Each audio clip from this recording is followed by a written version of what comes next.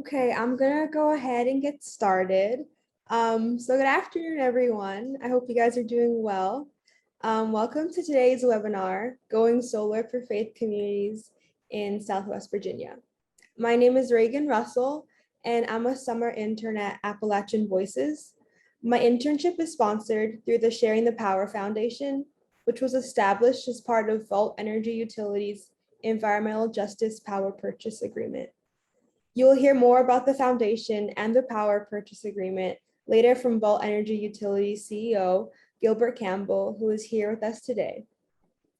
This webinar came together as a culmination of different people working together to support my initiative for the summer, which is encouraging communities of faith to make the switch to solar energy and making them aware of the support that already exists to help them make this shift. Places of worship have the ability to play a pivotal role in making our world more sustainable.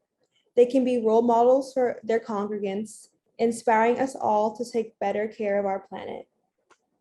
I wanted to extend a big thank you to Autumn Long from the Solar Finance Fund, Pastor Tony from St. Paul Lutheran Church, Gilbert Campbell from Volt Energy Utility, as well as Robert Kell and the team at Appalachian Voices for helping to put this all together.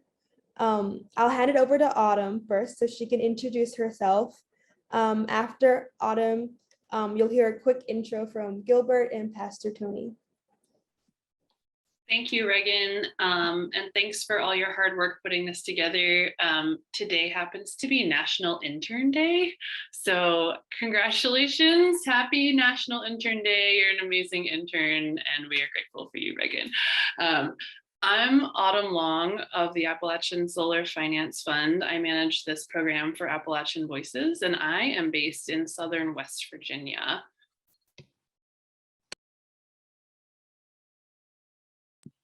And I'll let Gilbert and Pastor Tony introduce themselves briefly next. Sure, I'll go. Good afternoon and good morning to some if we have any from outside of the Eastern Standard Time. And Reagan, kudos to you for such an awesome job in putting together a wonderful event this afternoon, afternoon/morning. And I'm Gilbert Campbell, founder and CEO of Volt Energy Utility and co-founder of a company called Volt Energy that does rooftop solar. So looking forward to the dialogue today. Hi, and I'm Pastor Tony Setley. I come from the St. Paul Lutheran Church congregation in Morgantown, West Virginia.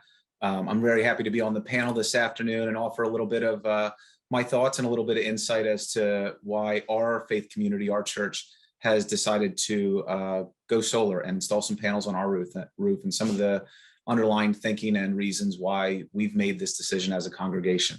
So great to be here. Thank you. Okay, I'm gonna pass it over to Autumn from the Solar Finance Fund, and she's gonna introduce us to solar, talk to us about how we value solar energy, and just some more about the Solar Finance Fund.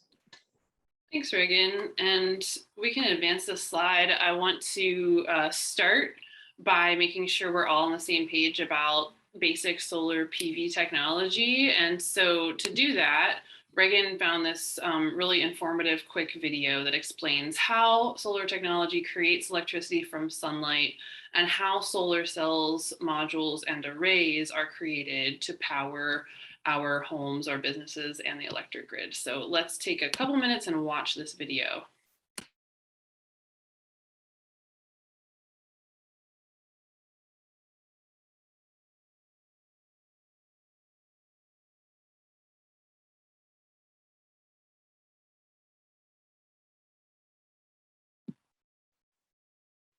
And it might not have sound. I'm so sorry, I forgot to unmute. There we go. Okay, here we go.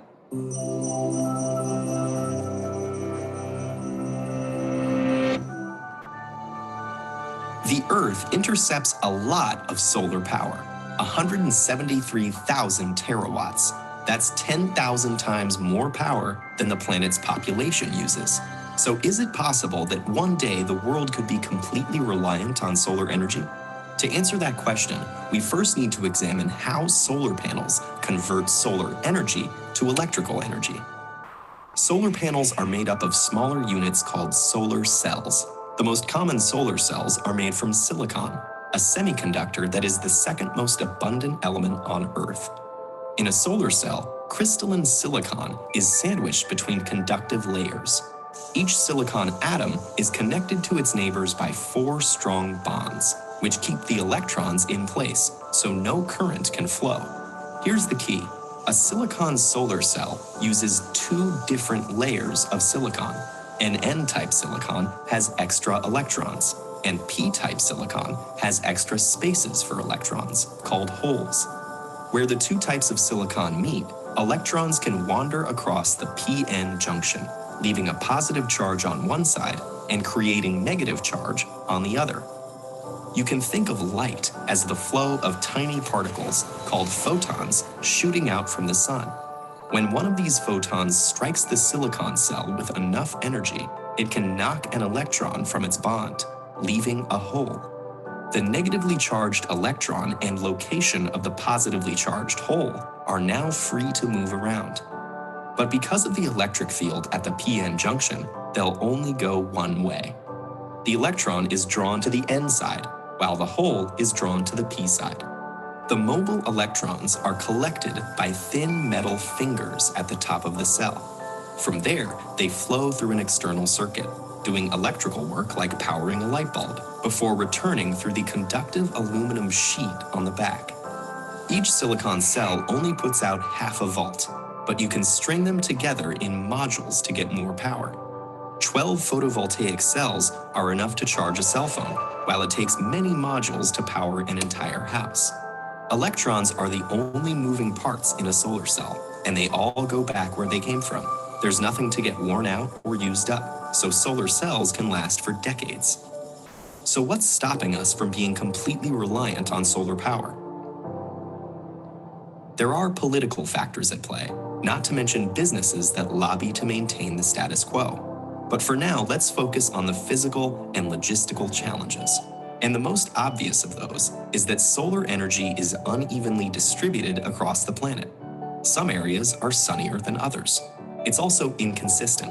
Less solar energy is available on cloudy days or at night. So a total reliance would require efficient ways to get electricity from sunny spots to cloudy ones, and effective storage of energy. The efficiency of the cell itself is a challenge too.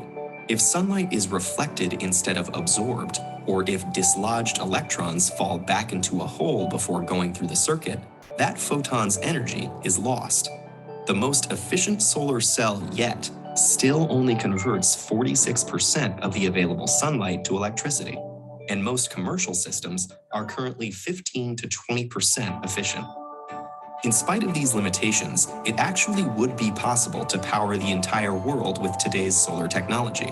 We'd need the funding to build the infrastructure and a good deal of space. Estimates range from tens to hundreds of thousands of square miles, which seems like a lot, but the Sahara Desert alone is over 3 million square miles in area. Meanwhile, solar cells are getting better, cheaper, and are competing with electricity from the grid. And innovations like floating solar farms may change the landscape entirely. Thought experiments aside, there's the fact that over 1 billion people don't have access to a reliable electric grid, especially in developing countries, many of which are sunny. So in places like that, solar energy is already much cheaper and safer than available alternatives like kerosene. For, say, Finland or Seattle, though, effective solar energy may still be a little way off.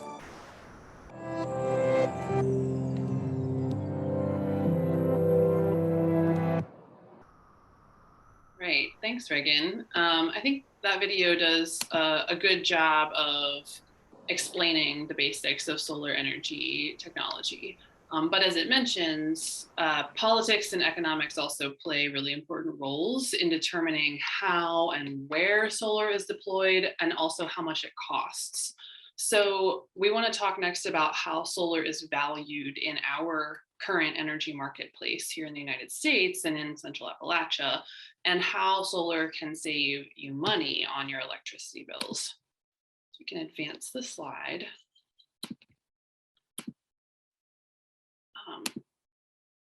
So when we're talking about the value of solar, it's important to understand that most solar PV systems are connected to the electric grid.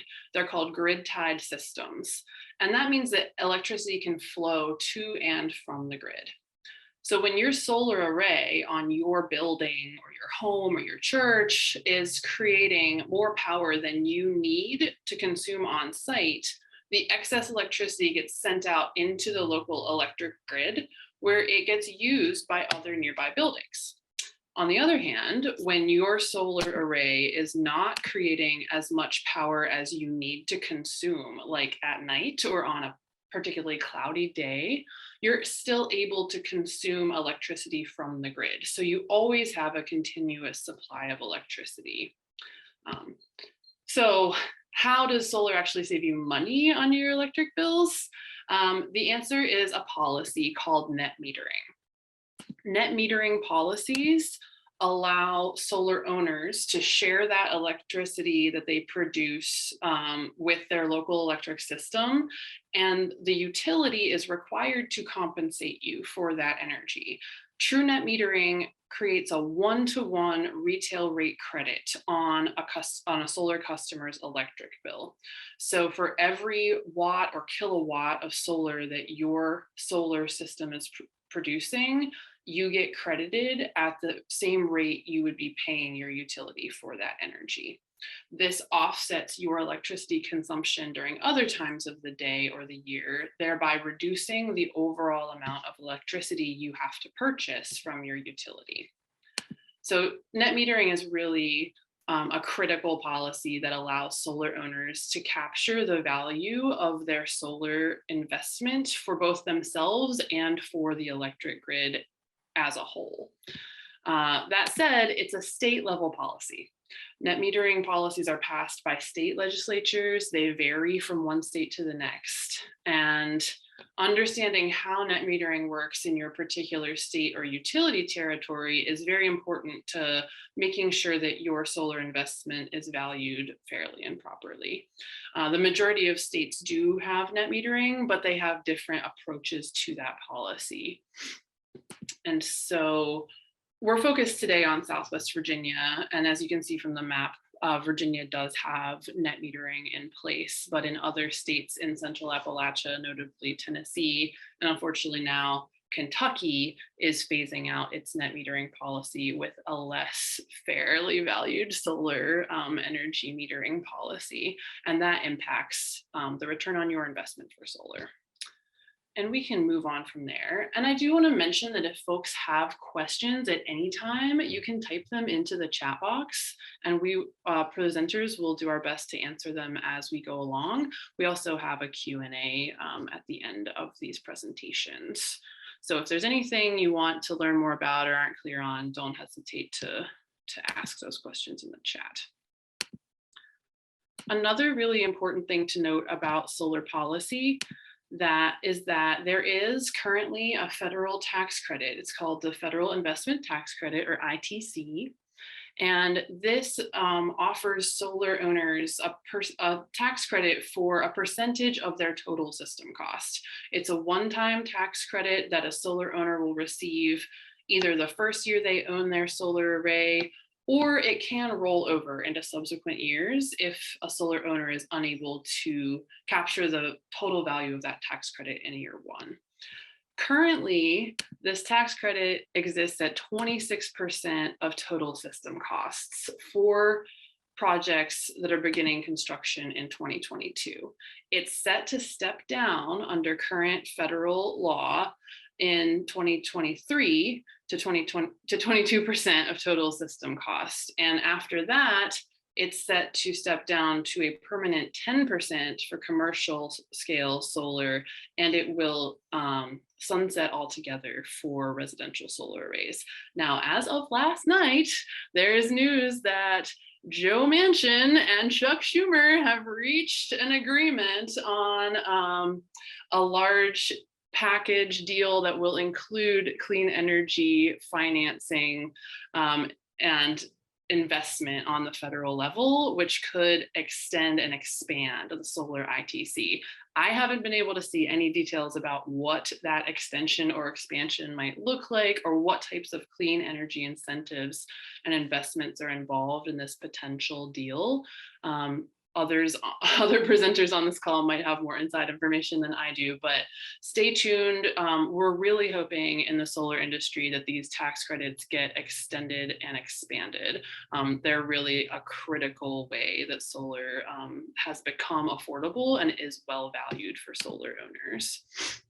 Now, one really important thing to note about the federal investment tax credit is that it is an income tax credit. And unfortunately, that means for institutions like churches and faith institutions, any type of nonprofit, any type of public institution that doesn't pay income tax, those organizations do not have a way to take advantage of this tax credit. Because of this disparity, third-party solar financing arrangements like power purchase agreements are a really popular option for tax-exempt entities like schools and governments and places of worship. So Gilbert Campbell of Volt Energy is going to speak a little later about power purchase agreements and how they work. And unfortunately, like net metering, they are not allowed or enabled in all states. And some of our markets become more challenging than others. That's one of the reasons why we have built this program called the Appalachian Solar Finance Fund. So I will pivot to speaking about the Appalachian Solar Finance Fund and how it can help houses of worship and a lot of other entities go solar next. So Reagan, you can go ahead and advance the slide. Right, so Appalachian Solar Finance Fund. We are a financial and technical assistance program, and our goal is to really help develop new solar projects in Central Appalachian communities that have been impacted by the decline in the coal industry. Our goals include addressing economic and employment challenges in Central Appalachia by investing in the solar industry and to lower energy costs for local nonprofit organizations, for public institutions, and for local anchor businesses. The Solar Finance Fund was awarded a $1.5 million catalytic grant by the Appalachian Regional Commission, or ARC, as part of its Power Initiative. This is an initiative that targets federal resources toward communities affected by coal industry job losses. And we also have funding from other wonderful funders like the Claude Worthington Benedum Foundation, the Virginia Coalfield Economic Development Authority, the Educational Foundation of America, New York Community Trust, and the Appalachian Investment Ecosystem Initiative. And we can move on to the next slide. So how does the Solar Finance Fund work? What we do is we provide grants, subawards, and technical assistance to help otherwise viable solar projects get off the ground due to the unique barriers that they face in Central Appalachia. Those barriers are both political and economic. So we can offset pre-development and early stage project costs. We can help replace the value of that federal investment tax credit that I mentioned in a previous slide for those types of institutions that aren't able to access it otherwise. And we really want to help support innovative approaches to solar project financing and solar project development. We're able to provide technical assistance support for both commercial businesses and public and nonprofit entities. And we're also able to provide direct sub-grant awards to nonprofit and public institutions. We generally cap our sub-grants at no greater than that 26% of project cost, which represents the current value of the federal investment tax credit. And we're positioned to be but for financing. In other words, we can come in early or we can come in late, but we really want to work with you to use the financing tools that are available first. And that includes the ever important power purchase agreements or leases where those are allowable. We're available, we can help you navigate all sorts of sources of capital and financial options if you don't have your own capital stack set up yet. And we can also offer more complex solar capital development, including credit enhancements like loan guarantees, bridge loans, interest rate buy downs. And we're able to do that for larger and more complicated projects, especially projects that have deep community impact and that serve disadvantaged communities. Go ahead to the next slide, please. So where do we support solar and who is eligible? We're working in 147 counties that have been impacted by coal industry declines across 6 Central Appalachian states. You can go to solarfinancefund.org to find a list of all of the eligible counties that we're working in and tons more information about the Solar Finance Fund. We're supporting public entities like schools, colleges and universities, local governments, fire and rescue stations, water treatment plants, as well as nonprofits like faith institutions and community centers, homeless shelters, any type of nonprofit community institution.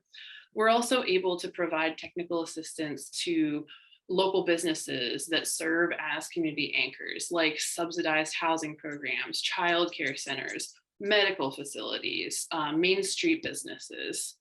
So if you're interested in, finding out more about how the Solar Finance Fund can help institutions in your local community, again, check out the website, or you can contact me and my contact information will be available at the end of this webinar. Go ahead to the next slide, please. So when you apply for Solar Finance Fund support, we have an online application portal available on the website, and we'll confirm your geographic and categorical eligibility immediately.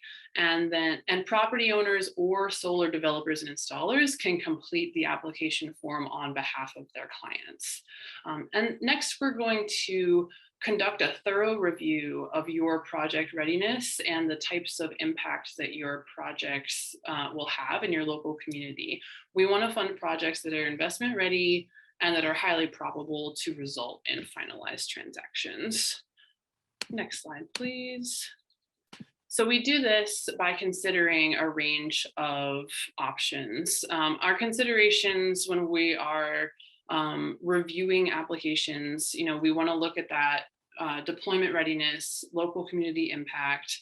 We really want to maximize the leverage of our limited funding pool and provide that type of investment for projects that may not be able to get off the ground without Solar Finance Fund support. So we're looking at, the capital yield, geographic diversity within the communities we serve within that 6 Central Appalachian states that we serve, and then the impact our projects will have on local communities. We do that through an external financial review advisor who then sends a recommendation to a 5-member review committee that evaluates and votes on a funding level for each application. Go ahead to the next slide. So once you've applied and your application has been reviewed and a decision has been made, then I will be letting you know what our decision is, and then we'll create an MOU for you, the applicant, to understand, your requirements to receive the funding. And once you have completed the contingencies in that MOU, which generally have to do with making sure that the rest of your project financing is lined up and that you have a finalized contract with your developer, your project is ready to go, construction ready, then you'll sign an agreement with us. Go ahead to the next slide.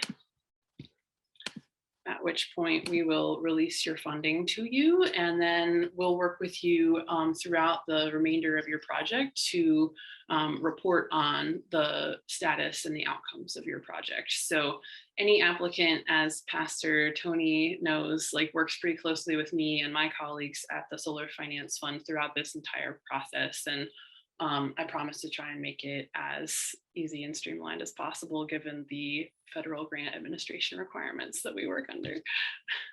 Okay, go ahead.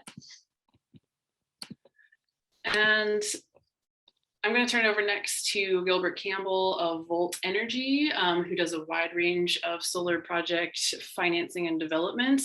And we'll talk about Volt's work with the faith communities and with financing arrangements like power purchase agreements.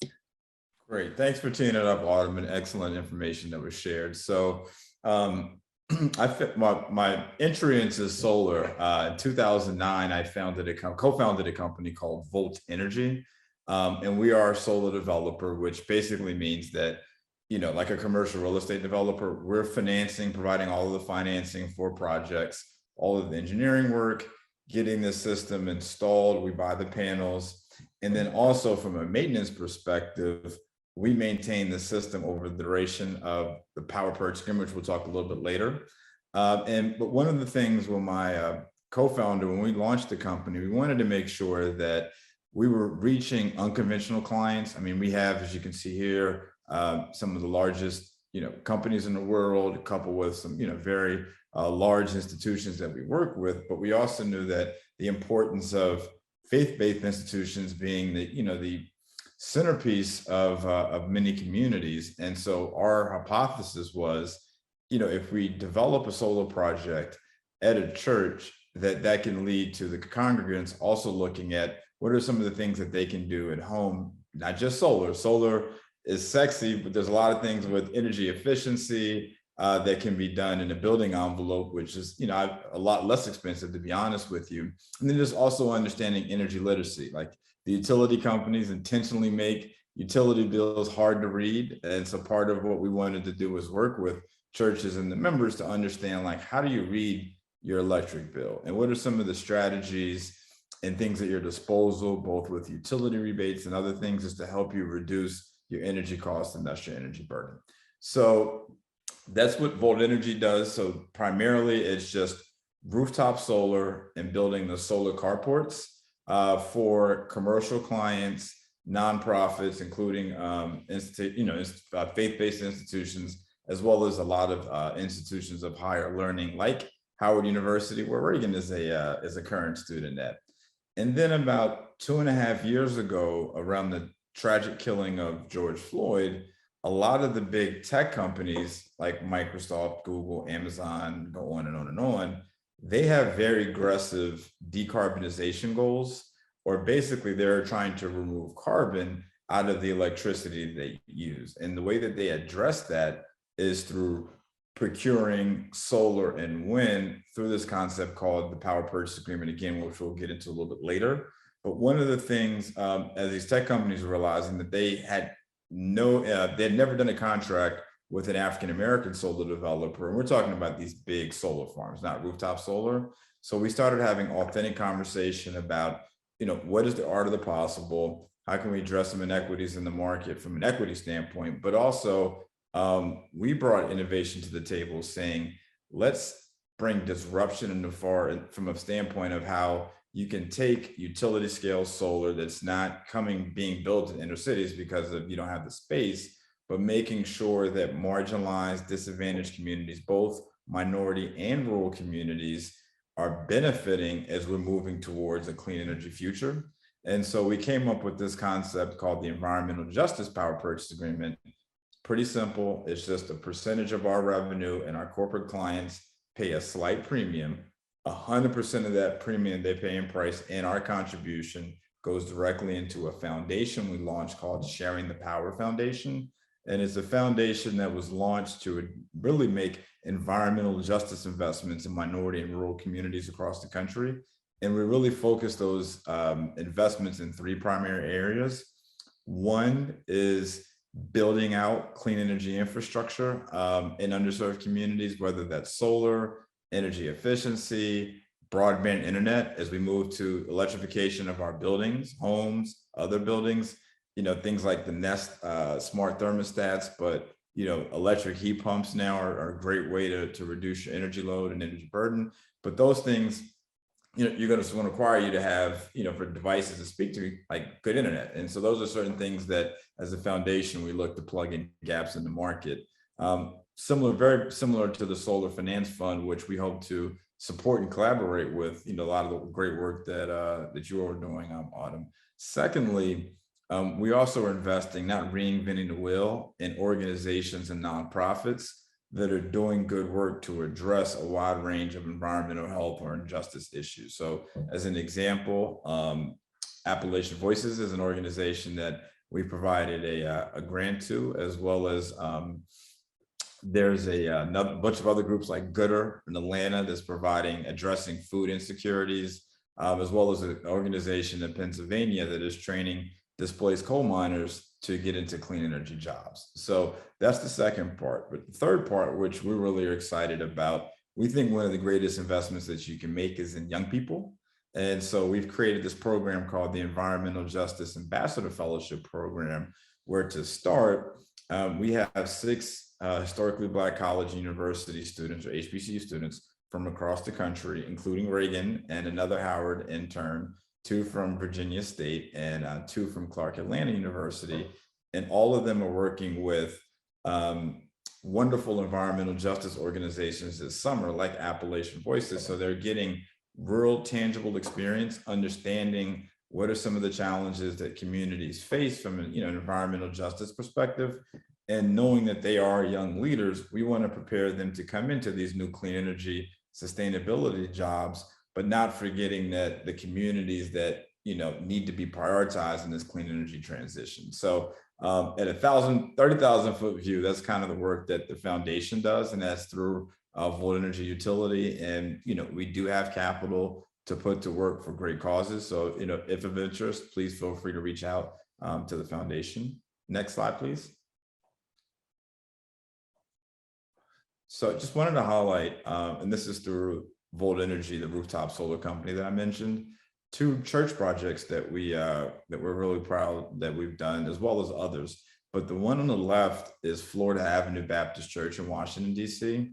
We developed this project in 2011, and this is the first African-American church in U.S. history to have solar installed. And when I met with the pastor, Dr. Trent, as I mentioned earlier, we started really just talking about, what else besides the solar can this do for the congregants, the rest of the community? And so when we set out to do the project, we also said that we would help this church establish a green ministry, which we did. And this is the smallest project that we've done. And no offense to, a lot of our other clients, this has been the most impactful project that I've done. And I say that because it was small in stature, but had such a big impact that National Geographic has done a special on it. But more importantly, the members of the church really appreciate and are excited about it. Before COVID, if you were to go to the church, you would get tours from students in the church that will walk you through, and kind of like the video to that, that precise and knowledgeable would explain how, sunlight comes into the panels in the form of DC power. You have these things called inverters that convert it to AC power, and how it goes into the building. But then, like I said, we also established a green ministry, and that led to a lot of other churches saying, oh, wow, we'd like to explore looking at solar. And another one of those churches that we did a really significantly sized project was at 19th Street Baptist Church in Washington, D.C., which is located on 16th Street. They had a fire decades ago, and they took over a synagogue, of which they're located now. And so we did was considered a 200 kilowatt solar project. And just to put it in perspective, at that time, that was 2017, that was roughly about a $500,000 project to fully build and install, just to give a little bit of background on that. So Reagan, can we go to the next slide? Because I'm going to talk about how these projects are financed as well as all of them. So we've talked about the solar power purchase agreement. It's pretty simple. It's literally just a contract to purchase solar power. But why would institutions like, churches and other faith-based institutions, nonprofits, et cetera, really think about a solar power purchase agreement? If you take a step back and we really think about how do we as homeowners, as businesses, as institutions, we're used to paying for energy on a monthly basis. We get a bill, like I mentioned before, that's really hard to read, but we know that we have to pay it to a service provider. Many times it's utility companies and other deregulated markets. It could be another service provider, but we get it on a monthly basis and we pay for the electricity and we get hopefully reliable power coming to our respective homes and businesses. The solar industry realized pretty early on in, like, I'd say the late 2000s, that we had to match how customers are used to buying electricity. I mentioned 19th Street Baptist Church would cost $500,000 to build. Most faith-based institutions, nonprofits, and for-profit companies are not in the business of paying for energy in advance, especially at that level. And still, even at 200 kilowatts, that's a relatively small project. Like the projects that we're doing at Howard University are, mid seven figures, to put it as an example. So as a university, they're not trying to come out of pocket and pay for energy in advance. And another reason that a lot of institutions, and Autumn touched on this earlier, is that the investment tax credit, and I'll use the example of Florida Avenue and 19th Street in this example, was 30% back then. Because of the bill that, or not the bill, but the announcement of the deal between Senator Manchin and Senator Schumer, what's in the proposal is that the investment tax credit that is now 26%, as Autumn went through it and is scaling down, will bump back up to 36% from 26%, and that's going to be extended through 2033. So that's great as far as providing some stability to the solar market, and will allow for, I think, even more power purchase agreements to happen, and hopefully more churches and faith-based institutions will be able to finance solar through the power purchase agreement. So if you just look at the example I gave, let's say the project costs $500,000. Generally, if we're talking about just how do you finance these projects, roughly about 40 to 50% comes from debt, just from a traditional conventional banks. 30% now, going back to the tax credit, you get a little bit more of that from tax equity investors will contribute that to the project. So in that case, the $500,000 project, it's a little over $150,000. But if you're a faith-based institution, the project costs $500,000, but you can't even tap into $150,000 of it, and that's still a hefty, paycheck to put up front and to have to maintain the system. What the solar industry has created, as I mentioned before, is the solar power purchase agreement, and it's pretty simple.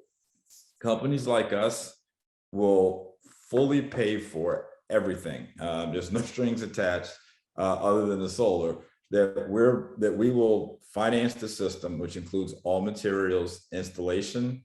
And what we do with our clients is we negotiate a rate for that electricity that is lower than what you're currently paying. We want to be able to make sure that there's a savings that's attached to it.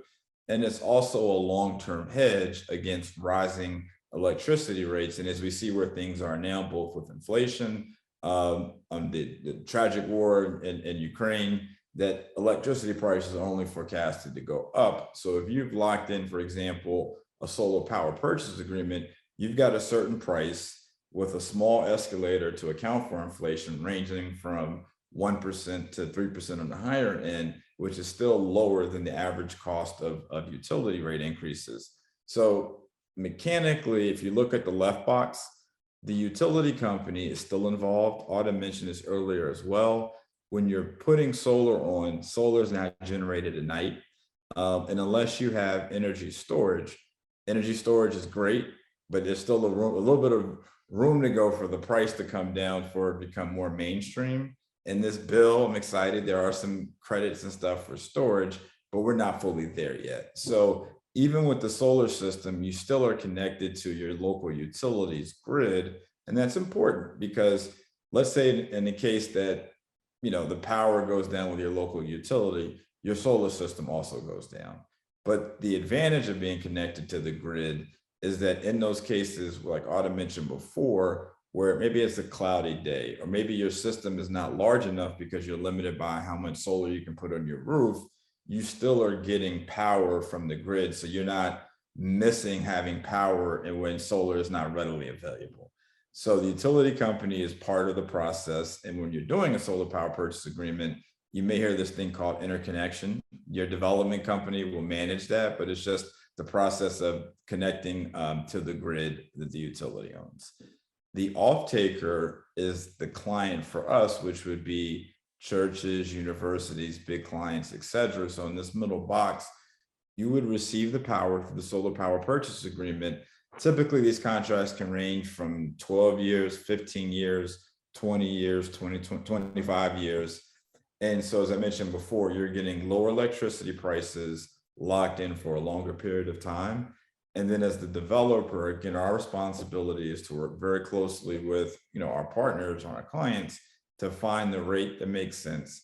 Looking at your building to see how much solar can you maximize. There's a lot of things that goes into it where, for example, are there things that cause shading on the roof that you wouldn't be able to get as much solar that you have to design around? Many roofs have, HVAC units, other things you have to design around those things. So we determine what is the optimal system size, what is the savings that we can offer and still make sure that we can make a return to make the project financeable. And then we work with our clients to make sure that the project's installed correctly. But the other key thing is to the solar power purchase agreement, the client, or let's say churches or faith-based institutions, you are not responsible for the maintenance. And, I think it's good, but we have a vested interest. We tell all of our clients, we want to sell power. We want to sell solar power. So if the solar system is not working or not working to how it should, we do have a vested interest to make sure that it's fixed because you're getting clean, reliable solar power. So it's just a mechanism to account for nonprofits that can't take advantage of the investment tax credit, but also don't want to buy energy in advance and being the business of owning and operating solar energy infrastructure assets. So this is the most common way that businesses, nonprofits purchase solar is through the solar power purchase agreement. Autumn also mentioned this earlier, that there's some states that do not allow for power purchase agreements. So there's a way that you still can structure. It's called I don't want to get too much in the weeds, a solar lease. It has a lot of the tenets of the solar power purchase agreement, but versus saying, with the solar power purchase agreement on a monthly basis, there's a meter that says how much solar was generated. You have an agreed upon rate. So, it's in black and white what you're being billed for. And in a case of a solar lease, one of the workarounds, since the power purchase agreement is not allowed in certain states, is you do the best that you can do as far as an estimate of that monthly production coupled with what that rate would be. And then that makes up really like the leasing of what you're paying. So there are a lot of creative ways to finance solar, but the PPA is the common acronym for the power purchase agreement.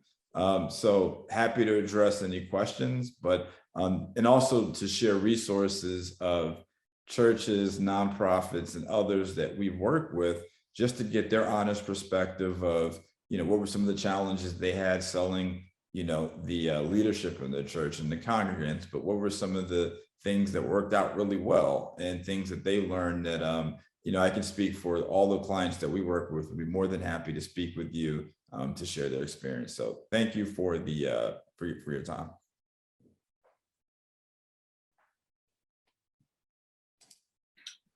All right, well, it looks like I'm up next. Again, I'm Pastor Tony Setley in Morgantown at St. Paul Lutheran Church.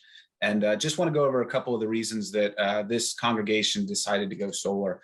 I think first and foremost, some people know this, some people don't, but especially for people in faith communities, oftentimes a draw and a theological point of emphasis for us is to be concerned about God's creation.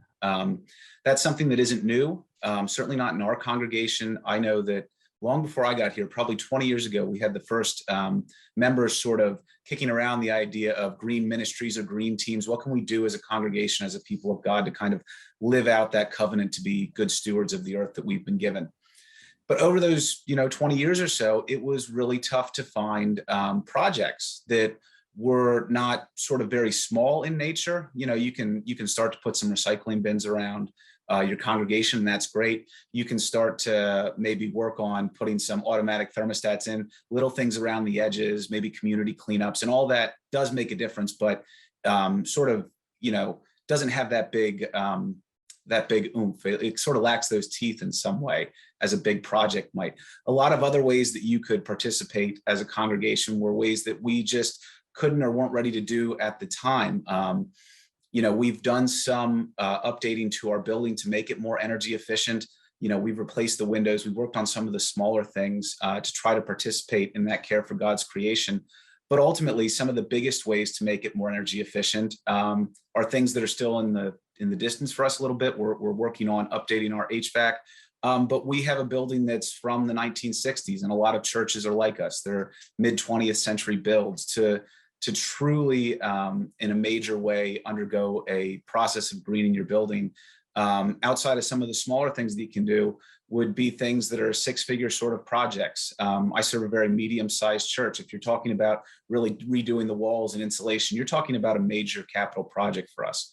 Solar for us sort of hit in that sweet spot as both an idea, a concept, a way to live out our faith, and something that we could feasibly do, which is something that we could do here in and at the congregation, something that we could see and be actively participating in, and something that, quite frankly, wouldn't break the bank. So unlike some of those church builds that Gilbert talked about, we're a smaller congregation. We're a very average, medium-sized, one pastor sort of congregation. Our solar panels, and you can see a picture of the sketch that's been rendered there on the PowerPoint slide, that's about a $50,000 to $55,000 project, which of course is not nothing, but it seemed like something that we could do, and something that would have a big payoff for us, both in our ability to do something that really made a difference in reducing our carbon footprint, going green, but also make a difference, frankly, in our bottom line.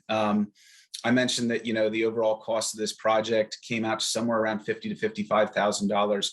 The 25-year estimate for savings based on those panels that we'll have on our roof is more than double that. It's somewhere up in the range of $100,000 to $130,000 over the course of 2 decades.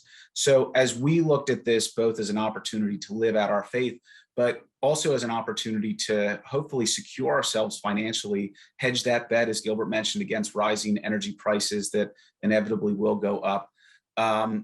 We saw this both as an investment in the earth and as an investment in our congregation, a long-term investment, but one that once those panels go up on our roof will immediately start to knock down our prices, knock down our annual budget. Yes, we'll have this sort of major expense to begin with, but after that, we'll be able to cut our electric bill in half, hopefully, each and every year going forward. And that's going to make a big difference as budgets and the landscape of churches continue to shift and change.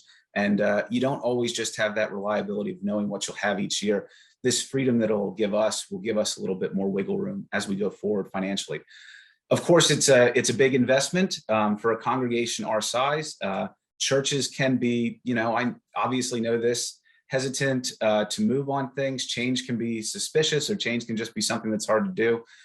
The example of the 19th Street Baptist Church now being on 16th Street and being called 19th Street is kind of a good example of that. I don't think we'd ever change our name no matter where we moved. So that's kind of the nature of how churches operate, and those of us in faith communities know this. But at the same time, along with seeing it as an investment, a long-term investment, we also had the very good fortune of finding out about the Solar Finance Fund, and that 26% grant that was offered to us. I saw the term used earlier, it being a catalyst, and it really was. There isn't always a lot of times that anyone, even an institution like a church, can shake their head at a several $1,000s check that's going to come to you to do something you already want to do and already have motivation to do. So for us in our congregation, it really did serve as a catalyst. And I will echo what Autumn said. I think she undersold it. For anyone that's worked in nonprofit fields of any kind, especially the church field, grants are out there. They're always seen as a double-edged sword. You hear about a grant, you hear that it has federally backed money, and you wonder if you won't spend your time better going out and picking up nickels on the street to get the same amount of money. This has not been that process for us. It has not been overly arduous. It has been very easy. Autumn has worked with us each and every step of the way, and everything that's been asked of us to provide for them has been easy for us to do up to this point. So thank you to the folks at Appalachian Voices for that. It really did make a huge difference for us. So those two factors, the economic benefit over a number of years combined with the theological motivation for us to do this, were really the two things that came together and made solar, I think, the right choice for us. And before I end, I would quickly add one last thing, and that is for anyone that's been involved in a church, either as the minister, as a leader, or just intimately involved, it can often be frustrating. You meet people that have been in your community for years and years and years, and you tell them that, you know, I'm at St. Paul Lutheran Church, and one of their first questions will be, where's that? So I often use the marker of we're the church next to Arby's, and people say, oh, okay, you're the church next to Arby's. Well, I think moving forward, I think once these panels go up, it will be hard to miss. We're not known by a lot of people. A lot of churches like that, even though we're on one of the busiest streets in town. In fact, it's one of the busiest streets in the state. I have a feeling once these panels go up, people's heads will turn driving to and from work. I have a feeling people will take notice of it. Doesn't mean they're going to come to your congregation or join or anything like that. But I think we'll move from being the church next to Arby's to the church with the solar panels on top. And what's so neat about that is it not only gives us sort of this visual statement piece on our building, but it's also going to be for us a way that we can demonstrate we're here, and the thing demonstrating it is something that helps us live out our faith. People will understand something about our congregation, our commitment, our theology, just by the exterior of our building. And in a way, that's as invaluable as the savings on energy itself. So I know that I'm excited about having solar here. I know that the congregation's increasingly becoming excited. You know, those folks that were on the fence, some of them, now that it's happened, we've made the commitment, and I expect that excitement to grow once the panels come up. So obviously I'm open for any questions too, but that's all I have for right now. Thanks.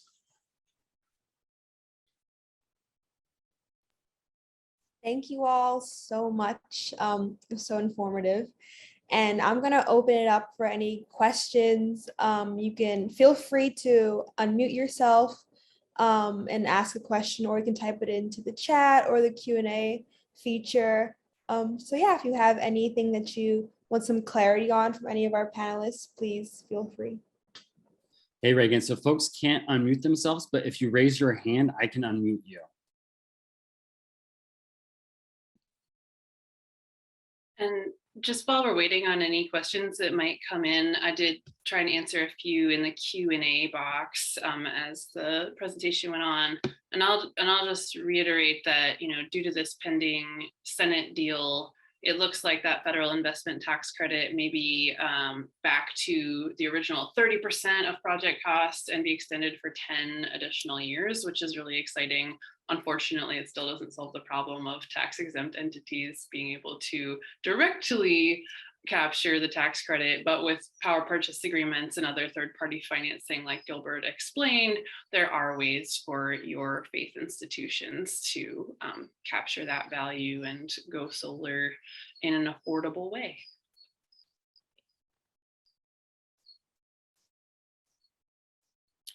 So my next question would be, if folks are excited about this, what should they do next? That's a great question. And I think on our final slide, I've got my contact information listed. I can drop it in the chat as well. Gilbert just dropped his contact information in the chat. So please do reach out to me if you have questions or want more information about technical assistance with Solar Finance Fund support. Also, that website, solarfinancefund.org, is a good clearinghouse for information about our program. And then we've got a couple of folks here, Gilbert and there's another renewable energy developer in the audience today that's doing solar development for clients around the country. So there are definitely financing and development options, and we can help you connect to those. Yeah, and I was just going to add just to what Autumn said. I'm going to put in the chat a resource, but there's a database of incentives for renewable energy and energy efficiency. That's a great place to go to, where you can put in, where you're located, and just see what are all of the available incentives that you have access to. And my contact information is in the chat as well too.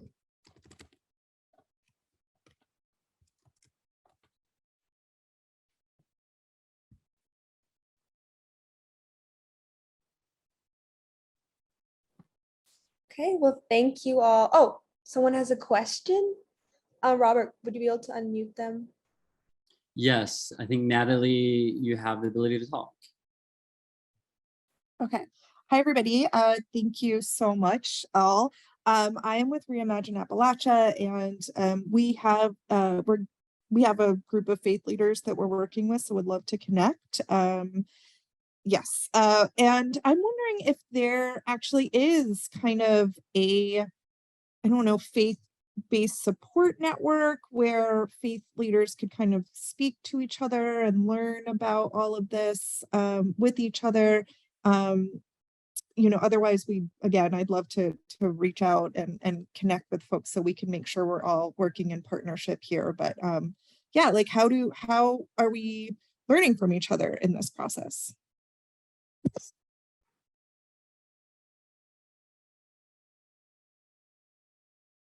Well, the one organization, or I don't know if it's really an organization, but Interfaith Power and Light is an initiative that has state level chapters that connects faith communities and faith leaders around issues of energy and sustainability and climate.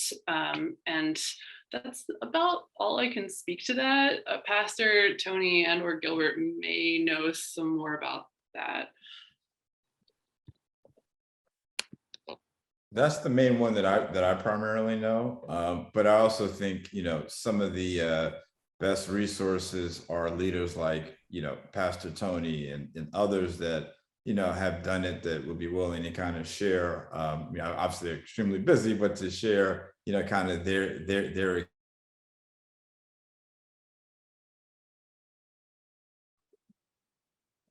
Oh, I think we lost Gilbert. He froze. We have someone here from Interstate Power and Light, Kathy Rabowski from Pennsylvania Interfaith Power and Light here today. I'm going to copy and paste her information into the chat bar. She's posting in the Q&A.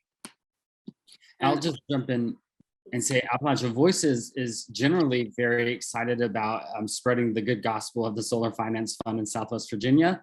And if anyone is interested in that work here, and we're also preparing for Virginia Energy is going to be doing a low to moderate income residential solar program in Wise County. And so we would really love to be able to spread the word about that program and work with churches to get their congregants solar on their homes to reduce energy burden. So that's another very forthcoming pathway to see this work expanded. Yeah, a lot of the conversation that might be had around this, I guess I'd direct to sort of two different places. One, you could connect directly with different denominations and see if they have a green ministry team sort of at a national or state level. And if they do, that could be one place to start. I know for myself and a lot of congregations that are, either I would say what we're called mainline Protestant, where we have a little bit more of a hierarchy. We tend to have someone at the top, like a bishop or a president or something like that, over a geographic area. Sometimes it's easier to speak to one if you want to speak to many. Aside from that, typically either on a county or city level, there will be local what are called ministeriums. Sometimes one faith specific, but oftentimes interfaith. I know here in the city of Morgantown, there's a interfaith ministerium that meets every so often. And those could all be potential ways to get conversations going with individual ministers and congregational leaders about solar.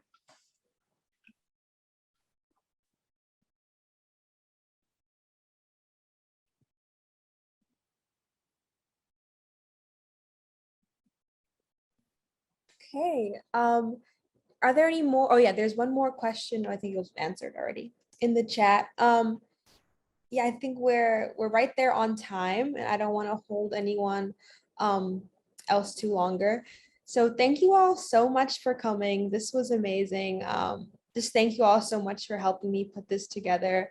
It's been a really enriching experience, and I'm happy that I just got to work with y'all this summer. So on a personal note, thank you so much, Gilbert, Autumn, Pastor Tony, and Robert. And so, like we said, you can send an email to Autumn at the Solar Finance Fund, or email anyone here for any information that you might need, or if you have any questions. But thank you all so much for coming. I hope you have a good day.